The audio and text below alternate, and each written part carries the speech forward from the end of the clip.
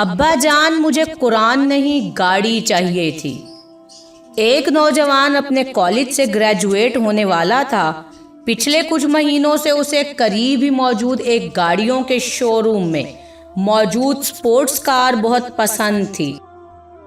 چونکہ اس کے ابا جان وہ کار لے کر دے سکتے تھے تو اس نے اپنے ابا جان کو کہہ رکھا تھا کہ اسے گریجویشن کے تحفے میں وہی کار چاہیے۔ جیسے جیسے گریجویشن کی تقریب کا دن قریب آ رہا تھا ویسے ویسے نوجوان کا اپنے تحفے کا انتظار بھی اپنے عروج پر جا رہا تھا۔ بالآخر تقریب کے دن کی صبح کو اس کے ابا نے اس کو اپنے خاص مطالعے کے کمرے میں بلایا۔ اس کے والد نے اس کو بتایا کہ ایسے ذہین اور محنتی بیٹے کے باپ ہونے پر ان کو کتنا فخر ہے اور یہ بھی کہ وہ اس سے کتنا پیار کرتے ہیں۔ پھر انہوں نے اس کو ایک غلاف میں لپٹا ہوا ڈبہ تحفے میں دیا۔ کچھ مایوسی اور تجسس کے ساتھ اس نے وہ تحفہ کھولا تو اس میں ایک نہایت خوبصورت چمڑے کے دستے والا قرآن مجید موجود تھا۔ یہ دیکھنا تھا کہ غصے کے مارے اس کی رنگت سرخ پڑ گئی اور وہ اپنے ابا پر چلا اٹھا، اپنی اتنی ساری دولت ہونے کے باوجود آپ نے مجھے صرف یہ قرآن تحفے میں دیا۔ اور پھر وہ اس انمول تحفے کو وہیں رکھ کر نکلا اور گھر چھوڑ کر چلا گیا۔ بہت سال گزر گئے، وہ پلٹ کر اپنے باپ کے گھر واپس نہیں آیا۔ اب وہ ایک کامیاب بزنس مین تھا اور اس کے پاس نہایت خوبصورت بنگلہ تھا، بہت اچھی بیوی تھی۔ اب اسے کبھی کبھی اپنے باپ کی یاد ستاتی تھی کہ وہ بہت بوڑھے ہو چکے ہوں گے اور شاید انہیں اس کی ضرورت بھی ہو۔ وہ سوچتا تھا کہ اسے اپنے ابا کو ملنے جانا چاہیے۔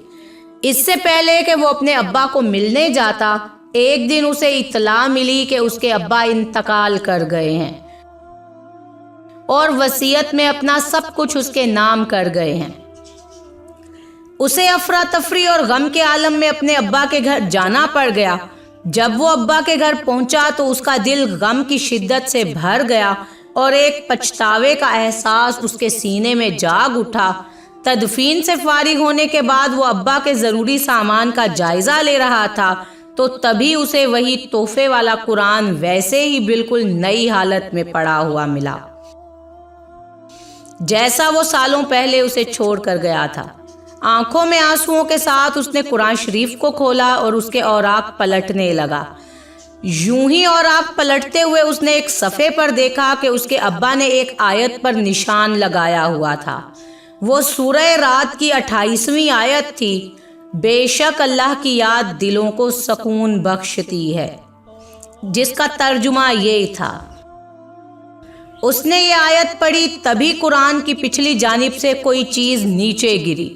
وہ ایک کار کی چابی تھی، اسی کے پسند کردہ شو روم میں موجود کار کی چابی رسید کے ساتھ۔